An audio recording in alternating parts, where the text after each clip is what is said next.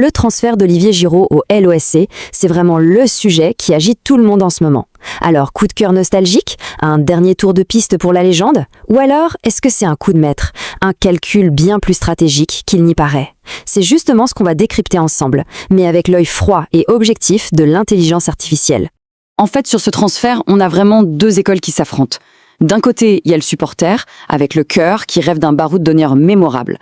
Et de l'autre, il y a la logique glaciale des algorithmes qui, eux, analysent plus de 50 points de données par match pour ne rien, mais alors rien, laisser au hasard. C'est ce choc entre l'émotion et l'analyse pure qui rend ce dossier si passionnant.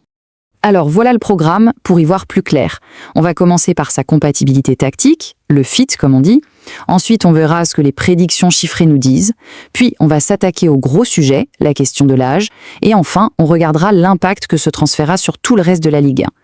Allez, on plonge direct dans le vif du sujet. Parce que le plus important, ce n'est pas juste de signer un grand nom. C'est surtout de trouver la pièce qui manquait au puzzle tactique de l'équipe. Et voilà la première conclusion, et elle est frappante.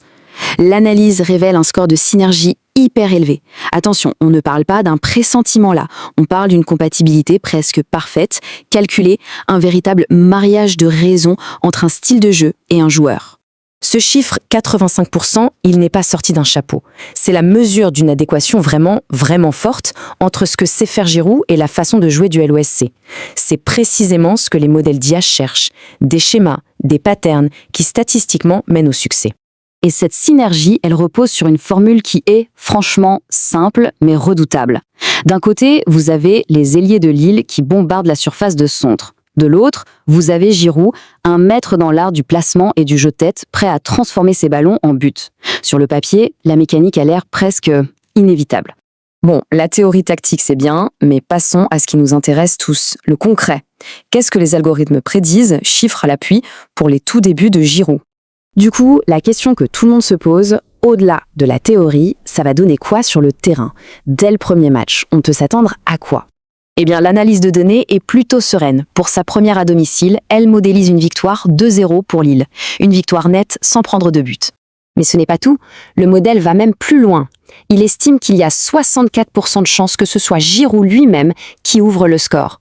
Et ça, ce n'est pas un détail, ça montre bien le rôle qu'on attend de lui, celui du finisseur, du point d'ancrage de l'attaque. Et là, on touche à un point vraiment crucial. Au-delà des buts qu'il va marquer, sa simple présence sur le terrain bonifie tout le potentiel offensif de l'équipe. L'analyse calcule que son influence, juste par son placement qui attire les défenseurs, crée en moyenne l'équivalent de presque un demi-but d'occasion en plus par match pour ses coéquipiers. C'est énorme. Évidemment, il y a le gros point d'interrogation, l'argument qu'on entend partout, son âge. À 39 ans, est-ce qu'il a encore le moteur? Allez, on regarde ça de front avec les datas. Le joueur lui-même le reconnaît avec beaucoup de lucidité, il sait qu'il y a une incertitude physique. Et cette honnêteté, elle rend l'analyse des données encore plus pertinente pour voir ce qu'il en est vraiment. Et la data, elle, offre une réponse implacable. L'analyse montre que oui, ses stats physiques brutes comme la distance parcourue sont plus faibles, mais son efficacité dans les zones qui comptent, elle, est bien supérieure à la moyenne. En gros, il compense l'endurance par l'intelligence. Donc l'idée, elle est là. Il court moins, mais il court mieux. La data le prouve, 80% de ses buts viennent de zones très précises, là où ça fait mal aux défenses. L'IA de score exact ne regarde pas la date de naissance, elle regarde l'efficacité. Et dans son cas, c'est une efficacité chirurgicale. Bon, on a parlé de Giroud, du LOSC, mais il faut voir plus grand maintenant.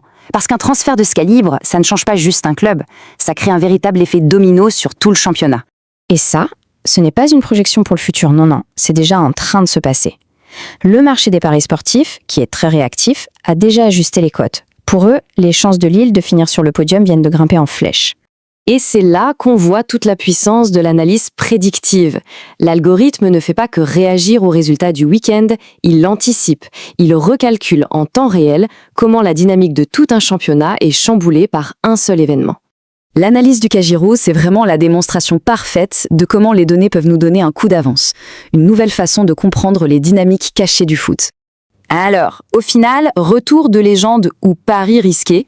Si on écoute l'analyse des données, ça ressemble plutôt à un coup très intelligent, un pari calculé qui pourrait rapporter gros au LOSC. La vraie question, ce n'est peut-être pas de savoir si Giroud va réussir, mais plutôt de savoir comment les 17 autres équipes de Ligue 1 vont bien pouvoir s'adapter à cette nouvelle menace.